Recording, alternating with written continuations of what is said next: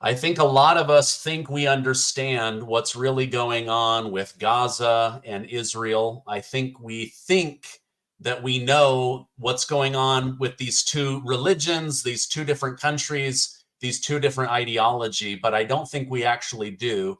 To help me understand the Israel-Gaza situation, I have a special guest, Mosab, Hassan, Yousef. Mosab, thank you so much for joining me. Thank you for having me. So, just some background for my audience. You've authored several books, but you were actually the son of one of the founders of Hamas. You served in the Palestine military. You grew up in this landscape. You understand the situation. You then escaped for your life to Israel, where you became a spy. And now you are helping educate the world on Palestine and Israel. So I appreciate you coming on. Did I get all of that right? You ended up leaving and becoming a spy for Israel? Well, actually, spy is a big word, could mean anything. We were in a situation where Hamas and the other militants targeting civilians indiscriminately, and they were killing not only Israelis or Jews, they were killing also Arabs, Muslims. They did not differentiate. It was a very ugly situation. And I helped capture suicide bombers before they reached their target. So I was still in Ramallah when I was doing that, and I did it for approximately 10 years. Now, it was not a spying career as much as doing the right thing. Even though it went against my father's agendas and the Palestinian agendas. In a society where the agreeable was to kill civilians indiscriminately for political and financial gain. I took a moral stand, and that meant to go against the flow of the society. So now people want to turn it into a spy thing, into whatever their narrative is, it doesn't matter. That was service to humanity. I stand firm that targeting civilians indiscriminately is wrong, and I would do anything within my ability to stop such madness, regardless of what people would label me. Okay, well, that you have good moral courage, and that's why I wanted you to come on. I believe people think they understand Hamas, but we've never lived in this area of the world. We've not lived in a predominantly Muslim country. We've not lived under the control of an authoritarian. I don't think we really understand Hamas. So what is Hamas, and why do they hate Israel so much? Why do they use sympathy to get media coverage and then ultimately to get help and money from the United Nations and other governments? Look, this Hamas is a religious Islamist group. Their ideology is rooted in the Quran, in the Hadith, in the Islamic belief system. Now, Hamas does not misinterpret the Quran or the Islam. In fact, they follow the guidelines of Jihad, which is an Islamic concept where all Muslims are required to fight the non-Muslims who occupy an Islamic land. So Hamas considers Jerusalem as an Islamic property. And since the existence of the State of Israel, Hamas, the Muslim Brotherhood, Muslims around the world did not agree to Israel's right to exist. And this is why they have been trying everything within their ability to annihilate the Jewish people, even though the historic and the archaeological evidence of the Jewish existence in this part of Earth is for thousands of years. And the Arabs had the opportunity to build their own Arab country, and the Jews did not have a problem to coexist with an Arab state. But unfortunately, when the Jews declared their independence back in 1948, the Arabs and the Muslims declared war on the Jewish people, even though they had an equal opportunity to establish an Arab state. So Hamas is part of this game. The difference between Hamas and their Palestinian rival parties, that Hamas is not a national political movement. They are religious movement. Now, the Palestinian game of hit and run, and the Palestinian game of sacrificing children, especially children, putting children deliberately in the harm's way for global sympathy is not a new thing. Yasser Arafat, when he decided to globalize the Intifada many years ago, he wanted children to throw rocks at modern military, and he wanted the world to see vulnerable children confronting an advanced military, and that image attracted lots of attention around the globe, and this is what made the Palestinian cause into a global cause. Today, Hamas, what they do, unfortunately, and knowingly, that by inviting Israel to invade Gaza and by building infrastructure beneath Gaza, booby-trap the entire strip, would devastate the civilians, and this is their weapon.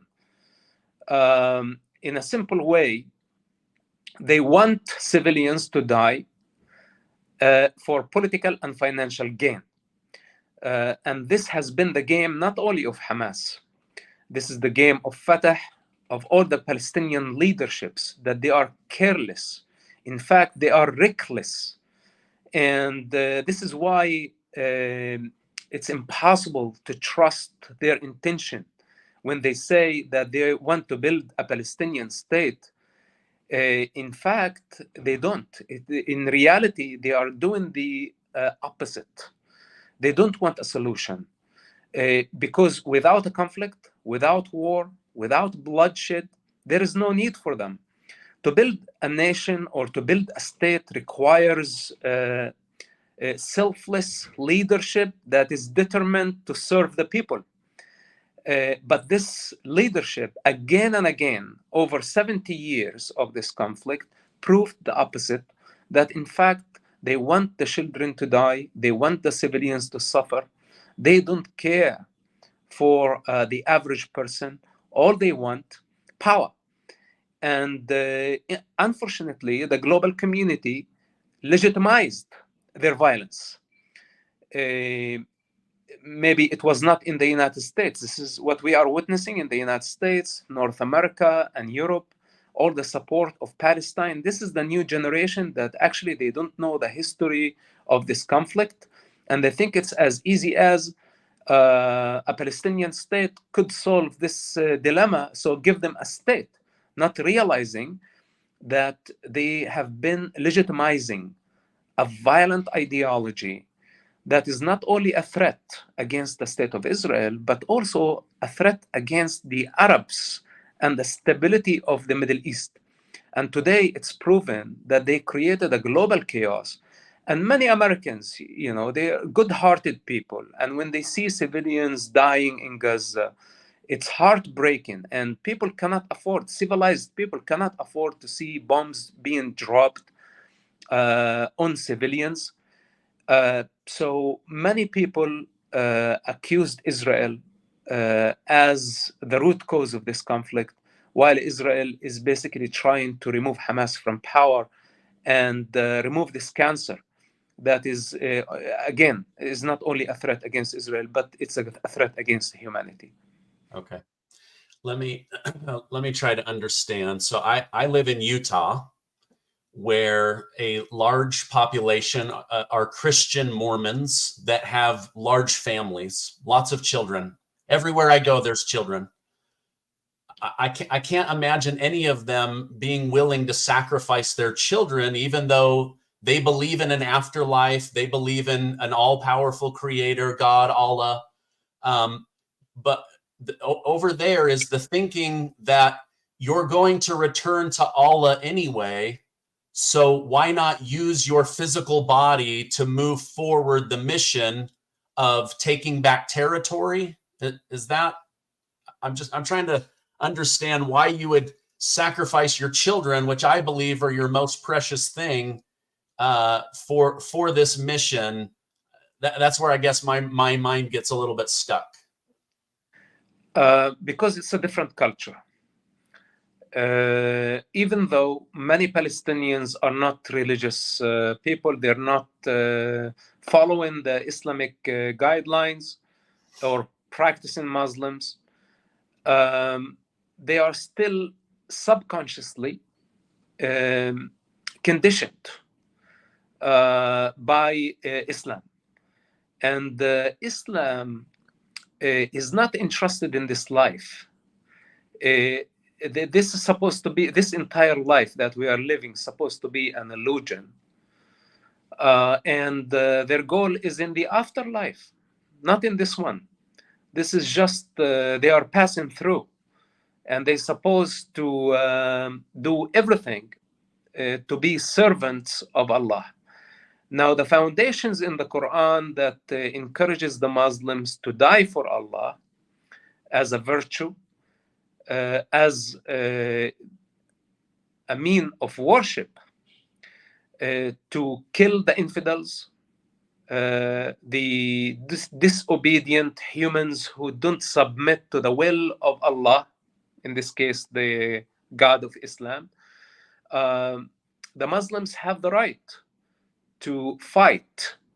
They have the permission, and they are encouraged by their highest authority to fight the non-Muslims. And of course, today it's Palestine, it's occupation, it's an Islamic land, but tomorrow it's an Islamic invasion, which the history has all the evidence that the Muslims came out of the Arab Peninsula and they invaded huge parts of the world by the means of the sword, and they forced humanity into slavery or to become Muslim. They give people two options: to become Muslims or to become second-class citizens in the new Islamic territory. They stole all the intellectual property, the art, the books, the science. Then they put their names on it. And they claim that this is an Islamic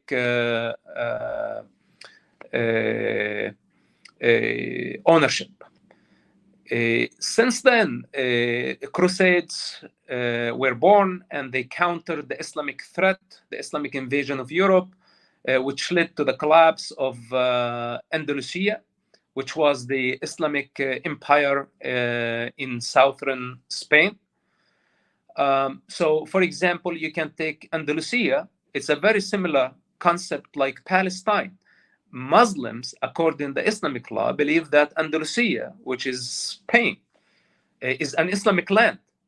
And Muslims are required to fight physically. And if they cannot fight physically, they must fight financially to reclaim this territory. So even though if America and the West give the Muslims Al-Aqsa Mosque and what's called Palestine, tomorrow they're going to come and say, but we want also Andalusia. It's an occupied territory. Then you give them Andalusia. They will come and they say every mosque everywhere in the world is an Islamic territory. Try to shut down a mosque, and then they will outrage, then they will turn violent. Then we have the same problem as Palestine, because Palestine is a concept. It's really not about the land from the Jordanian River to the Mediterranean Sea. It's actually any Islamic infrastructure, as small as a tiny mosque in the United States. This is considered now a land and a property of Allah. Try to demolish a mosque, then see the Muslim reaction. We see them, even if some angry, ignorant person burn the Quran, you see what happens. Millions of the Muslims around the world turn violent against everybody. And you try to convince them that was just an idiot, does not represent all the people in the West. But they go on boycotting countries, states, governments, burning things. So from this behavior, we understand their subconscious. And we understand also the mob mentality, that now they go with the current, whatever that is empowering their identity. Even the non-practicing Muslims, they suddenly become fanatics for the cause. And the Palestinian problem we are living today is an example that shows you how the Muslims unify and take the side of evil, even though it's very clear that on October 7th, many innocent people were killed in their backyards, in their living rooms, and infants were kidnapped, elders, etc. But because they are Jewish, this has been justified by the Muslims. So, of course, I can go on, and the fact that Muhammad, in an accurate source, he says that the end times will not happen until the Muslims kill all the Jews wherever they find them, until the stone and the tree will scream out and say, there is a Jew behind me, come and kill him. So this level of delusion is very, very dangerous. And now for the people in the West who believe in all the values of the West, think that Palestine, giving them a Palestinian state, can solve this problem. They are delusional. They don't know the depth of this hatred. There are 2 billion people out there who want to annihilate a religious minority, a human race, only because of their belief. Well, this is not acceptable, and it contradicts all the values of the West, of democratic countries, of actually the West and the East. But because most people are not familiar with the Islamic ideology, and they think that the jihadists, the terrorists, is just a matter of a small minority who misinterpreted the Islamic verses, this is not true. This is in the core Islamic belief that the Jewish hatred exists in the Quran. The Jews are mentioned by the name. There is no other religion that mention other religion by the name negatively and incite to kill Jews, except in the Islamic textbooks, and most importantly in the Quran. So basically, I personally say, many Muslims don't agree with this, but they still call themselves Muslims. Well, what makes you a Muslim if you are not? Do they think that they have higher authority than Allah? If Allah hates the Jews, how can we make the Muslims love the Jews? So this is the dilemma, and I hope that the Muslims at some point will wake up and realize that they are not Muslims. Realize that, first of all, they are humans, and they need to choose between a sick ideology or the future of humanity. Because if we keep going in this direction, we are heading towards a global war, and could be total destruction for everybody, Muslims and non-Muslims. Okay. So this isn't like this isn't like bad blood that goes back to Abraham having Ishmael and Isaac. This is more, once the Quran comes out, they're told to go get these territories and then defend them with their life in Allah's name. That's correct. All the jihad is a unique concept only to Islam. We witnessed crusaders, we witnessed Christian violence, but at the end of the day, it did not have the foundations in Christ's approach to life, which turned the other cheek, love thy enemy, etc. So their movement lived for a while, then it collapsed. But in the Islamic belief system, it's the opposite. And the more we be in denial of this truth, they will keep coming back. We will have 10 years of quiet. Then if there is no Hamas, it's going to be the Islamic Jihad. If there is no Islamic Jihad, it's going to be the Muslim Brotherhood or Al-Qaeda or the other Salafi jihadists. And they will just keep rising every now and then and terrify the rest of humanity, not realizing that all of us are children of God. All of us are just one family. And diversity is a great thing. It's power. It's part of the universal plan for all of us to be unique, individualized expressions of the divine. Even though some of us, we could be idiotic and delusional, but we don't act on it.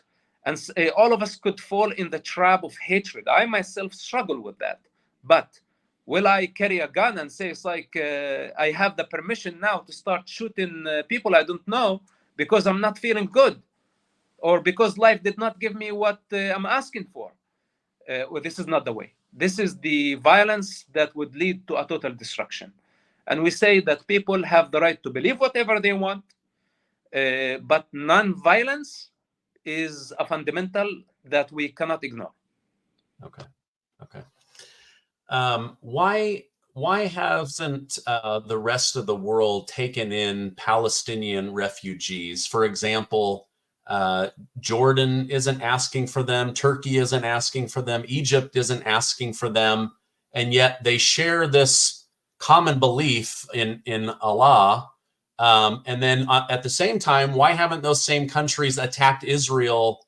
Why haven't the Muslim nations come together to attack Israel? Is Hamas different than the rest of like Iran and Jordan? I guess I don't understand why they haven't taken in those people, but also why they haven't attacked.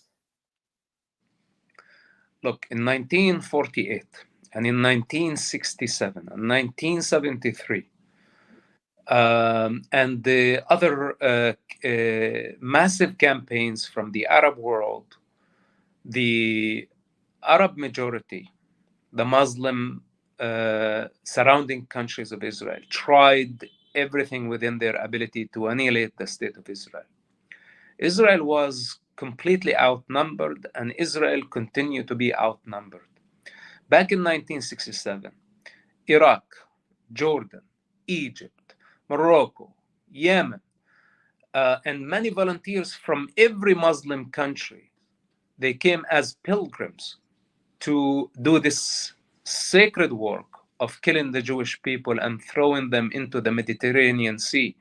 The slogan at the time was not from the river to the sea, was actually saying, "Tagawa ya samak al-bahr," which means like starve, O fish of the sea, because they thought they are going to make the Jews into food of the sea creatures. This was their mentality and their intention, so they tried. Then Israel defended itself, and it was miraculous how Israel, extremely outnumbered, newborn state, were able actually to defeat all the Arab League united. After that, it was a great setback and depression for the Muslim and Arab world that they knew that they could not annihilate Israel. And this is when the Palestinian movement was born, immediately after this failure. The first fight was between the Arab Muslims on one side against Israel. Then when the Arab armies failed, Yasser Arafat came to the picture, and it was the birth of the Palestinian liberation movement. So there was no such thing as Palestine prior to 1948, which is the establishment of the State of Israel. There was a British colonial entity called the British Mandate of Palestine. That was a colonial entity created by the British.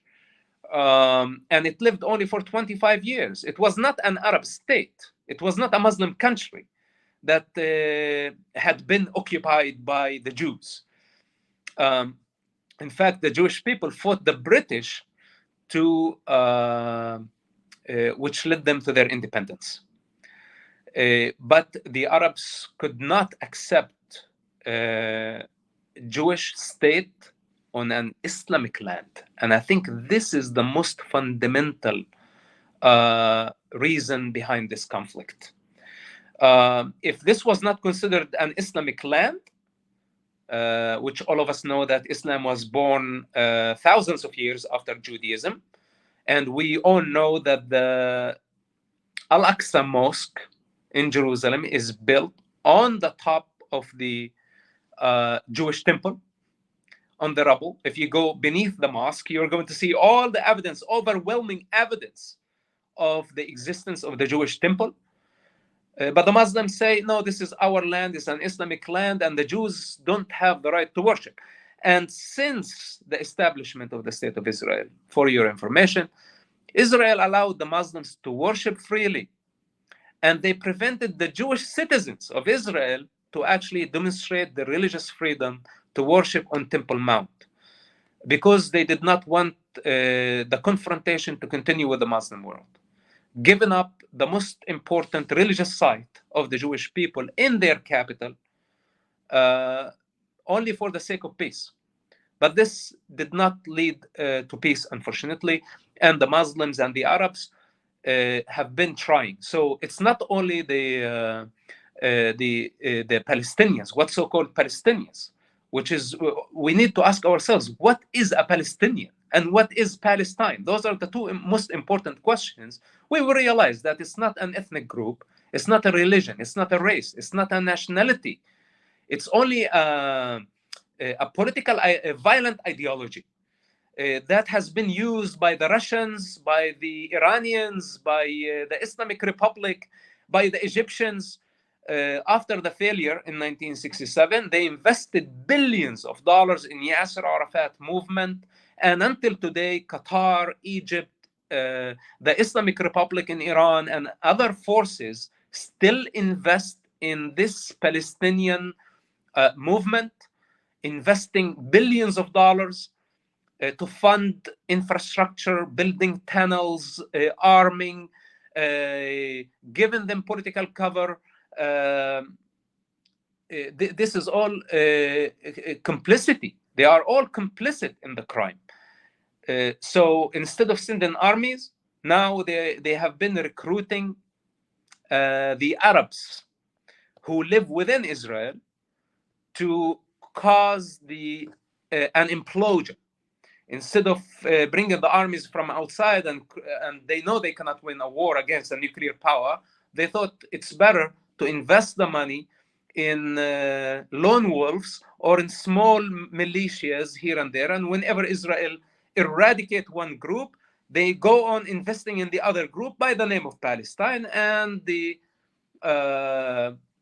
tragedy has been going for 70 years, and it could go for the next 100 years, because Israel as a superpower is going nowhere. And the best the Muslims and the Arabs can do is cause this chaos and turn the life of a totally developed country, a civilized society of diversity, of all religions, that includes Muslims, Arab, Druze, Christians, into a nightmare. Okay, yeah, I'm starting to understand a little bit better. How come Well, okay, let me say this. You wrote on Twitter, human rights organizations have no credibility or legitimacy as long as they don't condemn Hamas for operating among civilians. The United Nations keeps pouring money into Palestine. The United States keeps pouring money into Palestine. But you're saying until they admit that Hamas using children and women as shields as part of their military plan, that they should get no money, and these groups have lost credibility? Absolutely. The what's so-called humanitarian organizations, they have been trying to delegitimize Israel, discredit Israel, accuse Israel of being a genocidal state, even though the truth on the ground is completely different. Israel is concerned of the Arab civilians in Gaza, the Gazans. Israel gave them a map to evacuate. Israel announced their operation even before they go into the ground. And this is going according to the protocol of war. So the humanitarian organizations have been selective. Instead of seeing that Israel is going through a very difficult war, one of the hardest wars of all time, at least in our modern history, where terrorists hijacked an entire society, booby-trapped mosques, schools, hospitals, crossed all the lines. They don't obey or follow any protocol. It's a very, very difficult war. What are we expecting from Israel after October 7 to suffer ethnic cleansing of 20 Jewish communities, then the next day to do what Hamas wanted from Israel, to send foot soldiers so they become vulnerable, and where Hamas is able to use Palestinians as human shields and kill thousands of Israeli foot soldiers. No modern army, the American army, will not agree to that. There is no democracy that would say we have been under attack and now we have to go send our police to fight a brutal enemy who's taking human shields, booby traps all over the place. Those soldiers have mothers, they have families, and Israel had no choice but to send armored vehicles, but to drop bombs on Hamas infrastructure. But before they did that, they asked the civilians to evacuate. We all see this, all this has a record of it. So how come humanitarian organizations don't give Israel credits? Any other country would have wiped out the Gaza Strip just the next day of October 7th. And Israel has this kind of power. Israel is a nuclear power. So instead of using mass destruction weapon, Israel has been trying to dismantle Hamas and remove them from power, bring the hostages back to their families, and trying to minimize the civilian casualty, while Hamas has been trying to maximize the civilian casualties in an attempt to delegitimize Israel globally and get sympathy from the horrific pictures that we all have seen on the social media.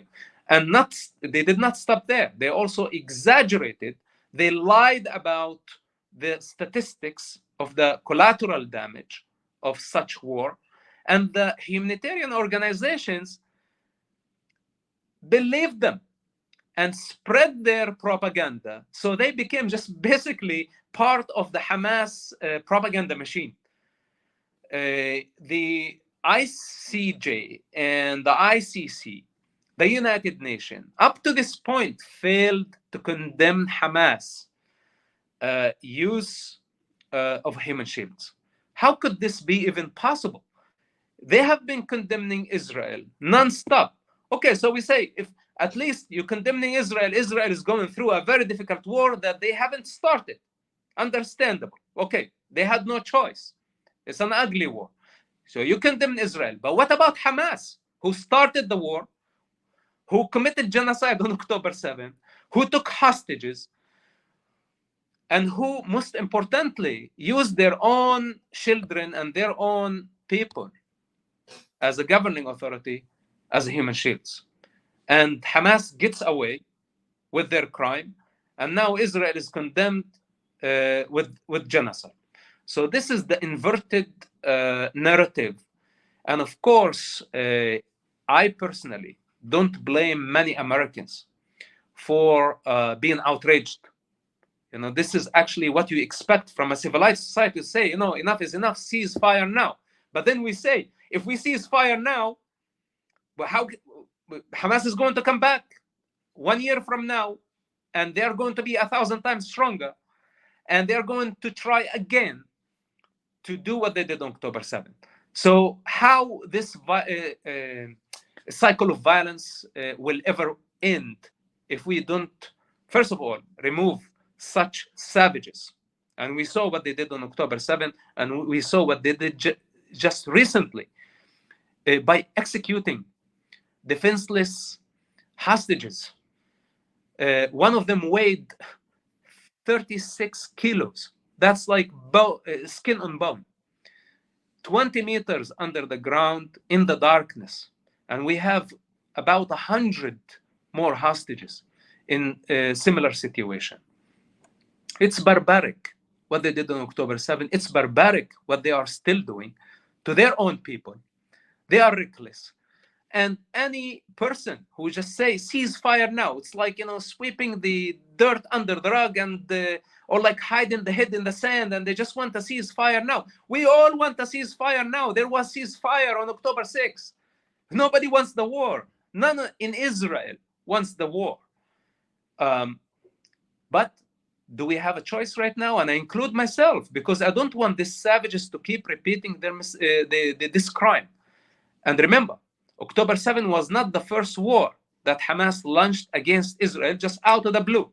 Whenever they run out of money and they now want to raise billions of dollars, they decide to sacrifice civilians. It's a religious practice.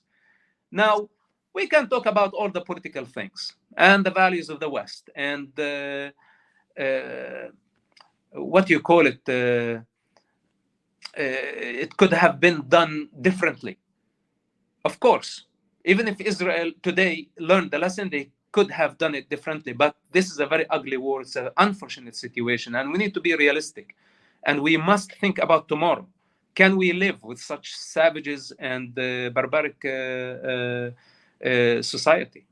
Yeah, yeah. No, I've thought long and hard about this. It's a horrible situation. I'm grateful to not be in Israel trying to make these decisions. Mosab, you have a new book coming out, or that is out, called From Hamas to America. I want to put a link down below so that people can see that. But tell my audience, what is this book about? What are we going to learn? Yes. Well, this is my book based on my journey in the Middle East, growing up there, the culture. It gives you a window into that world, which is completely different than the culture in the West, the mindset of the people. And it's my journey with the politicians, with the intelligence service, the day-to-day life in the Middle East, and what I had to go through trying to stop violence, suicide bombing, going against the interest of the family, of the tribe, which was a very difficult mission for me on a personal level. I loved my family and I did not want to betray them, but I had to make very hard choices between the interest of the tribe or the interest of humanity based on my morality, based on my understanding, my faith. So this is all like through day-to-day life, how it was like in the Middle East. Then it's my immigration to the United States, and all the obstacles in the way of son of a Hamas founder post 9/11. Which was chaotic. I had to go through deportation, and the Congress had to intervene, etc. And most importantly, the final part of the book is how actually I managed my personal life throughout the chaos, and how I recreated myself again and again against so many odds. You can say it's my inner fight, and my ability to integrate and recreate myself regardless of human cruelty, regardless of misunderstanding. The book takes you on an adventure within the Israeli intelligence, within Hollywood, within the Palestinian conflict. So, in my opinion, that it's eye-opening. It can help those who are not familiar with the conflict to have an idea of how it is like to travel from Hamas to America. Yeah. Okay. Sounds interesting. Well, I got to say, I've learned a lot in this. You know, having a Judeo-Christian background, I understand some of the thinking, you know, about Moses or Joseph or Abraham or Adam and Eve, but to understand this modern day thinking of territory and feeling you have commandment from Allah to keep that territory, I've learned a lot. So I appreciate you coming on. I'm going to put a direct link to the book down below, as well as your other books. If people want to follow you online, where's the best place to send them? Your Twitter account, or where should I send them? Twitter account is good. This is where I'm usually posting my thought. Okay, I will put a direct link to that. Mosab, thank you so much for coming on and helping us better understand the situation. God bless, and I hope you have a great rest of your day. Thank you very much. Thank you for having me.